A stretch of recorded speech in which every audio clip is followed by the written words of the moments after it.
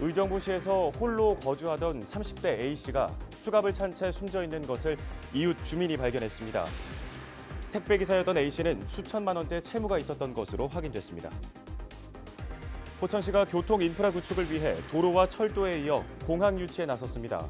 군 비행장을 활용해 소형 비행기를 띄우겠다는 계획입니다. 포천과 가평을 지역으로 둔 3선의 김영우 국회의원이 내년 총선 불출마의 뜻을 밝혔습니다. 김 의원은 어떠한 당직이나 원내 선출직에 출마하는 일은 없을 것이라고 말했습니다. 의정부시가 오는 2028년까지 흥선동과 가능동 등 침체한 구도심 8곳을 재생할 계획입니다. 전면 철거 방식이 아닌 기존 건물을 재활용하는 도시 재생 형태로 진행될 예정입니다.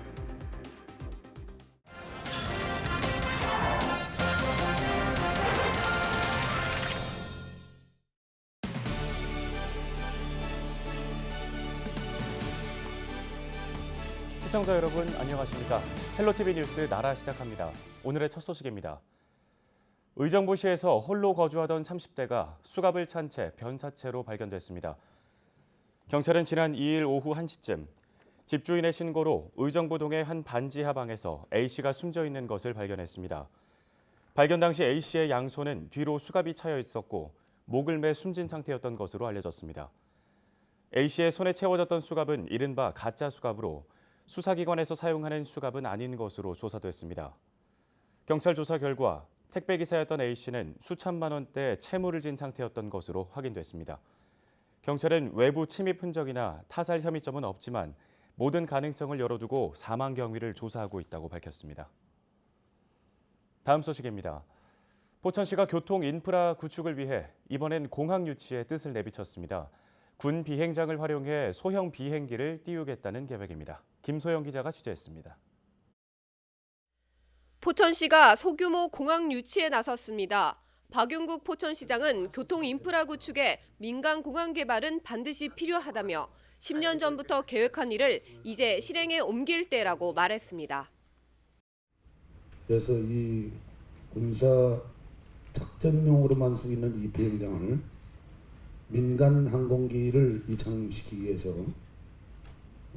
민간 항공기는 뭐 여객도 있겠지만 이제 물류 이동을 하기 위해서 또 항공 역세권을 잡아야겠다. 다른 것들은 우리가 뒤늦게 잡았지만은 하늘만은 포천시가 먼저 잡아야겠다. 포천에는 현재 4군데의 군 비행장이 있습니다. 이를 활용하면 비행장을 새로 만들지 않고도 40석에서 50석 위주의 소형 비행기가 이착륙할 수 있는 공항을 조성할 수 있다는 겁니다. 현재 공항 시설 입지 분석과 항공 수요 예측, 공항 유치에 따른 경제적 타당성 분석 등을 검토하고 있는데 내년 7월 조사가 끝나면 정부가 추진 중인 제6차 공항개발 중장기 종합계획에 이번 결과를 반영한다는 계획입니다. 그 중장기 계획이 또 따로 있거든요. 그 안에 이제 포천공항이 담겨 있어야지 이제 국토부에서 그거에 대한 그 확인 작업을 거친 다음에 그 포천의 공항이 들어와도 그 교통 물류 여건에 뭐 지대한 뭐 공헌을 할 수 있다 그러면 예 그때 이제 공항 개발 사업을 이제 국토부에서 추진하게 되는 거죠. 도로, 철도에 이어 하늘길 열기에 나선 포천시. 시는 공항 조성으로 민간 항공을 유치하게 되면 그동안 경기 북부 지역에 부족했던 항공 접근성을 높이고 늘어나는 산업단지의 물류 수급에도 도움을 줄 수 있을 것으로 기대하고 있습니다. 헬로티비 뉴스 김소영입니다. 포천과 가평을 지역구로 둔 3선의 김영우 국회의원이 내년 총선에 출마하지 않겠다고 밝혔습니다.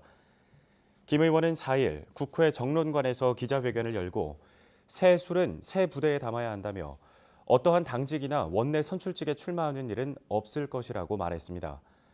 김 의원은 또 정치를 해오는 과정에서 이명박, 박근혜 전 대통령에게 크고 작은 도움을 받았지만 두 사람이 모두 법정에 섰다며 저도 정치적, 역사적 책임을 지는 게 마땅하다고 강조했습니다.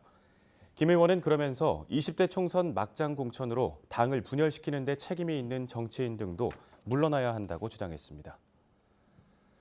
의정부시가 오는 2028년까지 흥선동과 가능동 등 침체한 구도심 8곳을 재생할 계획입니다. 경기도는 최근 이 같은 내용의 의정부시 도시재생 전략계획을 승인했습니다. 도시재생은 전면 철거 방식이 아닌 기존 건물을 재활용하거나 마을 단위로 주거 환경을 정비하는 사업인데요. 의정부시는 먼저 흥선동 행정복지센터 일대 도시재생 사업을 우선 추진한 후 나머지 지역에 대해서도 각계의 의견을 들어 기본 구상을 마련할 예정입니다.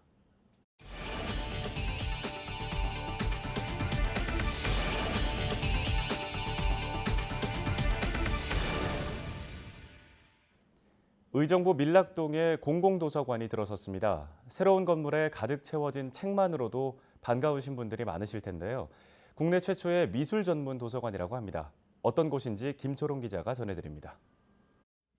3일 의정부 미술도서관이 문을 활짝 열었습니다.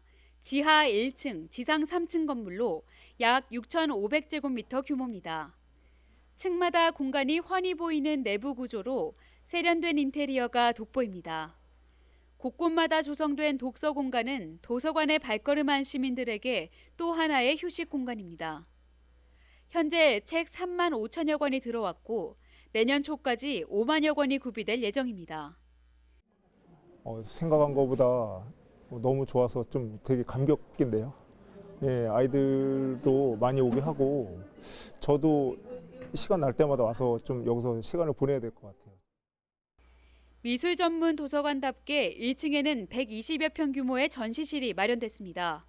국내외 유명 순회전이나 신진 작가의 작품 전시회가 열릴 예정입니다.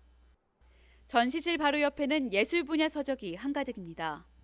예술에 대한 깊이 있는 지식을 쌓을 수 있도록 전문 서적뿐 아니라 희귀 자료들도 구비됐습니다. 의정부 미술도서관에는 신진 작가를 위한 작업 공간이 마련됐습니다. 상하반기마다 신진 작가를 2명씩 선발해 단독 작업 공간을 무상으로 제공하도록 한 겁니다. 아무래도 다른 도서관은 미술에 대한 좀 전문 도서관이 아니다 보니까 그런 미술 관련 서적이 많이 없거든요. 근데 이제 영감을 받을 때도 그런 서적 같은 거를 보면서 같이 영감을 받을 수 있기 때문에 다양한 활동을 통해 예술을 느끼고 경험하도록 매주 1회 시민 참여 프로그램이 진행될 예정입니다. 생각의 연결, 지식의 연결, 사람과의 연결, 책과의 연결, 공간의 연결, 결국은 굉장히 큰 가치를 품어낼 수 있는 그런 미술도서관이 될 것입니다. 12월에는 테마로 만나는 고 백영수의 작품 세계 등 개관 기념 특별 강연이 진행됩니다. 헬로티비 뉴스 김초롱입니다. 양주시 의회는 제312회 정례회 예산특별위원회를 열고 2020년도 일반 특별회계 예산안 심사에 돌입했습니다. 양주시가 제출한 2020년도 예산안 규모는 올해 대비 19% 증가한 9,193억 원입니다. 이 중에서 큰 폭으로 예산이 늘어난 분야는 사회복지 분야와 환경 분야인데요. 황영희 예산특별위원장은 정확한 세입 추계를 바탕으로 재원의 효율적인 집행 효과를 높일 수 있는 예산 편성인지 꼼꼼히 살펴보겠다고 말했습니다. 시의회는 10일까지 내년도 예산안 심사를 마무리하고 16일에는 올해 제4회 추경 예산안을 심사할 계획입니다. 동두천시가 내년도 예산안으로 4,821억 원을 편성해 시의회에 제출했습니다. 이는 올해보다 153억 원 증가한 규모입니다. 최용덕 동두천시장은 원도심 활성화와 사회적 약자 편익 증진, 안전하고 질서 있는 도시 등 시민 체감도가 높은 사업 위주로 편성했다고 밝혔습니다. 동두천시 내년도 예산안은 오는 20일 시의회 본회의에서 의결될 예정입니다. 포천경찰서는 차량 절도, 마약 사범을 검거하는 데 기여한 CCTV 스마트 안심센터 모니터링 요원을 우리 동네 시민경찰로 선정했습니다. 우리 동네 시민경찰에 선정된 A씨는 지난달 3일 CCTV 모니터링을 통해 타 지역 도난 차량을 확인하고 이를 경찰서에 알려 경찰이 차량을 추격해 검거하는 데 기여했습니다. 특히 도난 차량 운전자는 마약까지 소지하고 있어 경찰이 이를 붙잡을 수 있도록 하는 데 도움을 줬습니다. 포천시가 포천 지역 자활센터 이전을 완료하고 개소식을 열었습니다. 지난 2012년 7월에 시작된 포천 지역 자활센터는 국민 기초생활보장법에 따라 근로능력에 있는 저소득층을 대상으로 자활, 자립에 필요한 사업을 진행해 왔습니다. 포천 지역자활센터는 지난 5월부터 포천시가 직영으로 운영하고 있으며 올겨울 지금의 자리로 이전했습니다. 다음 달 4일 포천 반월 아트홀에서 제16회 포동 청소년 축제가 열립니다. 제16회 포동 청소년 축제에서는 MC, 노래, 댄스 등 경연대회를 비롯해 행운권 추첨 등이 펼쳐지는데요. 참가를 희망하는 청소년은 각 학교 또는 포천동 행정복지센터에 오는 6일까지 신청하면 됩니다. 포천시는 2019학년도 포천환경농업대학 대학원 졸업식을 진행했습니다. 졸업생과 가족 등 150여 명이 참석한 졸업식에서는 이용빈 학생회장이 농촌진흥청장 공로상을 수상했습니다. 포천시 농업기술센터는 내년에도 농업기술과 농장 경영 교육을 보급하고 영농 지식을 갖춘 전문 농업 경영인을 육성하기 위해 포천 환경농업대학과 대학원을 계속해서 운영할 예정입니다.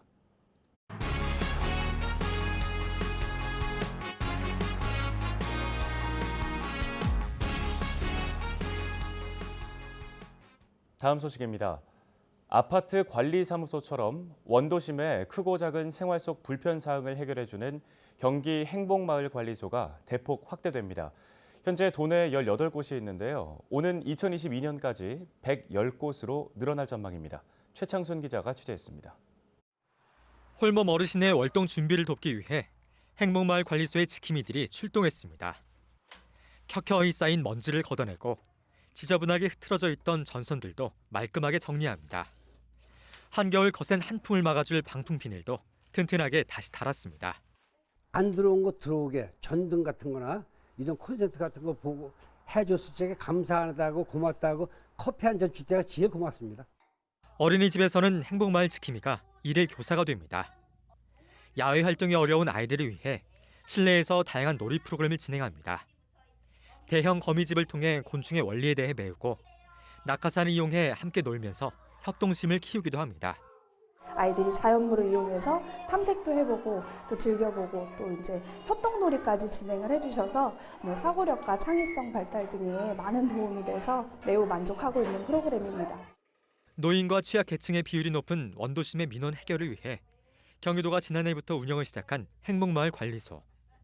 환경 개선과 동네 순찰, 택배 보관, 집수리 등 생활 속 불편 사항을 즉각 해결하는 것은 물론 세대 간 어울림과 치매 예방 프로그램 등 특화 사업도 진행합니다. 다양한 공공 서비스를 지역 주민의 관점에서 제공하고 지역사회 주체와의 연계, 또 공공 일자리 창출 등 경기 행복마을관리소가 지역사회 공동체를 활성화하는 데 큰 역할을 할 것으로 기대하고 있습니다.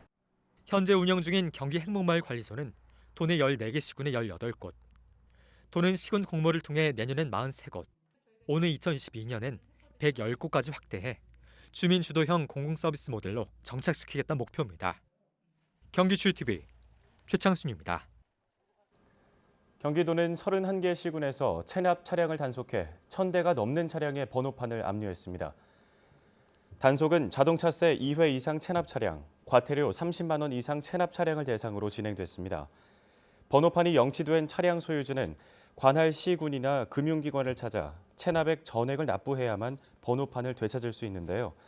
도는 일정 기간 동안 번호판을 찾아가지 않은 차량은 강제 견인이나 공매를 통해 체납액을 충당할 계획이라고 밝혔습니다. 끝으로 날씨 정보 전해드립니다. 목요일엔 중국 북부지방에서 남하하는 고기압의 영향을 받으면서 하늘은 맑겠지만 찬 공기가 함께 내려오면서 낮에도 영하권의 기온을 보이겠습니다. 최저기온 영하 8도, 낮 기온은 영하 2도 예상됩니다. 경기 북부 주간 날씨 보시죠. 금요일엔 기온이 더 떨어지면서 영하 12도까지 최저기온이 낮아지겠습니다. 토요일엔 오전부터 비 또는 눈이 내릴 것으로 전망됩니다. 생활지수입니다. 며칠간 겨울 추위가 이어집니다. 적절한 실내 난방 유지해 주시는 게 좋겠고요. 특히 이번 겨울은 기온의 등락폭이 클 것으로 예상되는 만큼 기상 정보를 수시로 확인해 주시기 바랍니다. 날씨 정보였습니다.